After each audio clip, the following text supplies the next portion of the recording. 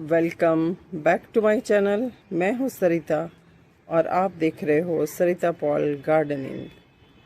दोस्तों, अभी मौसम चेंज हुआ है, सर्दी चली गई है और गर्मियों की आगाज़ हो चुका है। आप अगर ट्रू नेचर लवर हैं, प्रकृति प्रेमी हैं, तो प्रकृति में ही आप खूबसूरती देखिए। ऐसे फूल और पत्ते देखिए, ये किस तरह चुपचाप नेचर में खिल के वहीं ख़त्म हो जाते हैं।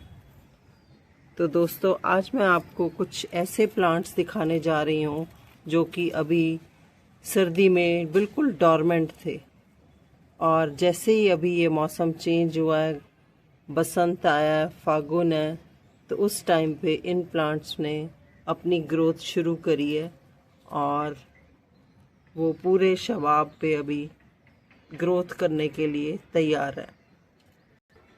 तो सर्दी में जो प्लांट्स बिल्कुल सूखी टहनियाँ रह गई थी और हम डर रहे थे कि वो ख़त्म हो जाएंगे, उनमें अभी मौसम चेंज होने के साथ साथ थोड़ा फुटाव दिखाई देने लगा है। तो इस टाइम पर कुछ ऐसे प्लांट्स दिखा रही हूँ जिनमें न्यू ग्रोथ हुई है। उसकी आप किस तरह से आप केयर करके उन प्लांट्स को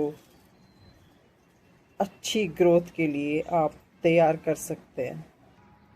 तो फर्स्ट नंबर पर मैं आपको अपने गार्डन में दिखा रही हूँ सिल्वर स्क्विल। ये देखो कितना खूबसूरत ये प्लांट है। इसकी 3 वैरायटीज़ हैं मेरे पास, जो कि अभी सर्दी में बिल्कुल डॉर्मेंट हो गई थी, ऊपर एक भी पत्ता नहीं था, तो अभी उसमें ये ग्रोथ हुई है। लेपर्ड लिली भी बोलते हैं इसको। अभी ये न्यू ग्रोथ है। एक ये वैरायटी है मेरे पास और एक ये वैरायटी है। ये देखो, इसमें भी नीचे इस तरह की गांठ है। ये बिल्कुल सूखे हुए थे, इस तरह के पत्ते थे इसमें, लेकिन जैसे ही अभी मौसम चेंज हुआ है तो ये सूखे पत्ते आपको हटा देने चाहिए, क्योंकि नीचे से न्यू ग्रोथ निकल रही है। ये देखो कितना खूबसूरत ये प्लांट है।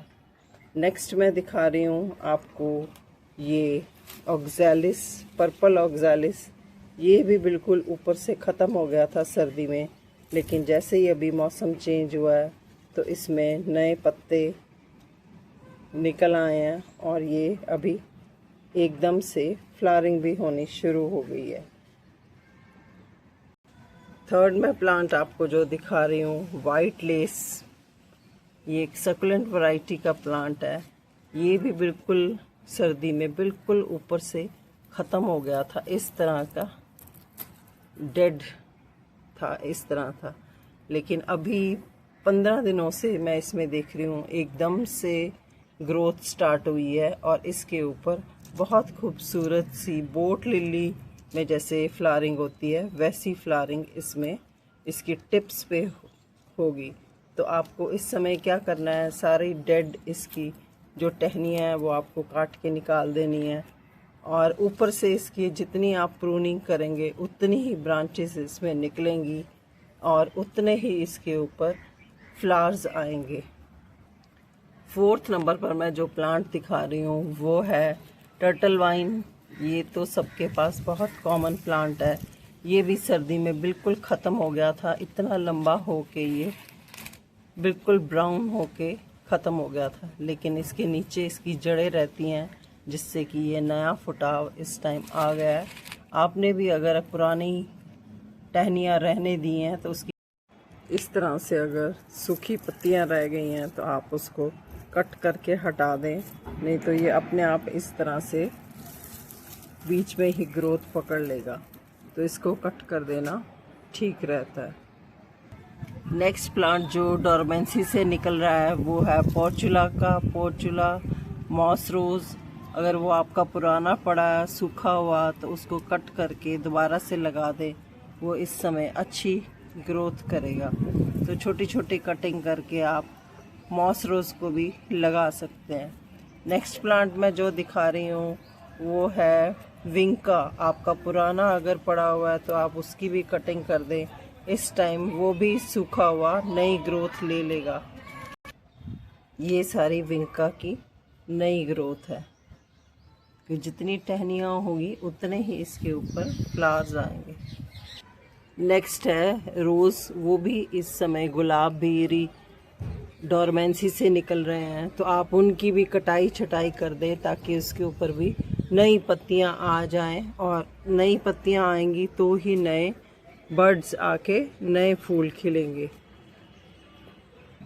नेक्स्ट प्लांट है कलेसिया रिपन्स, उसमें भी इस टाइम पर बहुत सारी नई ग्रोथ आ रही है, तो पुरानी ये इस तरह निकाल दें। और ये है सीडम, इसके ऊपर भी नई ग्रोथ का टाइम है, तो इसकी भी आप पुरानी सूखी ब्रांचेस निकाल दें ताकि अच्छी ग्रोथ हो सके और इसके ऊपर फ्लावरिंग हो।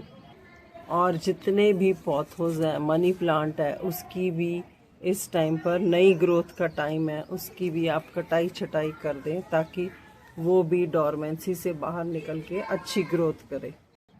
नेक्स्ट मैं दिखा रही हूँ आपको लोटस, वो भी इस समय डोरमेंसी से बाहर निकल रहे हैं। वो भी पूरी सर्दियों में एकदम कीचड़ ही रह जाता है बीच में, लेकिन इस टाइम पर इसने भी नई ग्रोथ शुरू की है। ये भी डोरमेंसी से बाहर आ रहे हैं।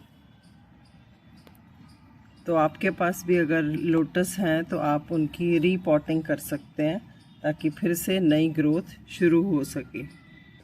नेक्स्ट मैं दिखा रही हूँ आपको सेज प्लांट, वो भी सर्दियों में बिल्कुल डॉर्मेंट था और सूखी ब्रांचेस ही थी, लेकिन जब भी अब मौसम चेंज हुआ है तो ये भी डॉर्मेंसी से बाहर आके इसने भी ग्रोथ शुरू करी है। इस टाइम पर जितने भी सिट्रस फ्रूट्स हैं उन सब की अच्छी ग्रोथ हो रही है, वो भी सारे डॉर्मेंट थे और उनके ऊपर भी इस तरह से नई ग्रोथ शुरू हुई है। अगर आपके पास अडेनियम्स हैं तो आपको पता होगा वो भी इस टाइम सर्दी में डॉर्मेंट थे और अभी उन्होंने डॉर्मेंसी से निकल के न्यू ग्रोथ शुरू करी है। ये देखो, वॉन्डरिंग जू भी इस टाइम तक डॉर्मेंसी में थे और इसके सब पत्ते इस तरह से सूख गए हैं, तो आप भी इनको निकाल दें ताकि नया फुटाव इस पर आ सके। हिबिस्कस भी इस टाइम तक डॉर्मेंट थे, ये मैंने कटिंग कर दी है और ये सब देखो नया फुटाव आ गया है और ये डॉर्मेंसी से बाहर आ गए हैं। ये मैं दिखा रही हूँ आपको पर्शियन शील्ड के ऊपर मेरे फ्लावरिंग हुई है। तो इस तरह से आप पुराने पत्ते भी निकाल दें ताकि प्लांट को उनको बचाने के लिए मेहनत ना करनी पड़े और वो सारा ध्यान अपनी ग्रोथ के ऊपर दे। ये देखो कितने खूबसूरत फ्लावर्स आए हैं इसके ऊपर। अब ये जो डॉर्मेंसी से निकले हुए प्लांट्स हैं, ये देखो मेरा पिट्टोस्पोरम है, कितनी खूबसूरत इसके ऊपर लीफ आई हैं और ये फ्लावरिंग होने लगी इसके ऊपर। अब आप क्या करेंगे, इनको इनकी ग्रोथ बढ़ाने के लिए इस टाइम पर ब्रह्म कमल भी डॉर्मेंसी से बाहर आ गया और इसके ऊपर ये ग्रोथ चल रही है। अब ये सब जब ग्रोथ हो रही है उसको और ग्रोथ तेज़ करने के लिए हम इन पर क्या काम करेंगे, उसके लिए हम इनमें डालेंगे फर्टिलाइज़र आप डाल सकते हो, वर्मी कंपोस्ट या आप गोबर की पुरानी खाद, और एक एक गमले के हिसाब से आपने एक एक मुट्ठी एक एक गमले में डालनी है। ये देखो मैंने इन सब गमलों में एक एक मुट्ठी खाद डाल दी है। या इस टाइम पे आप लिक्विड फर्टिलाइज़र भी बना के डाल सकते हैं, सरसों खली का बहुत पतला सा लिक्विड फर्टिलाइज़र।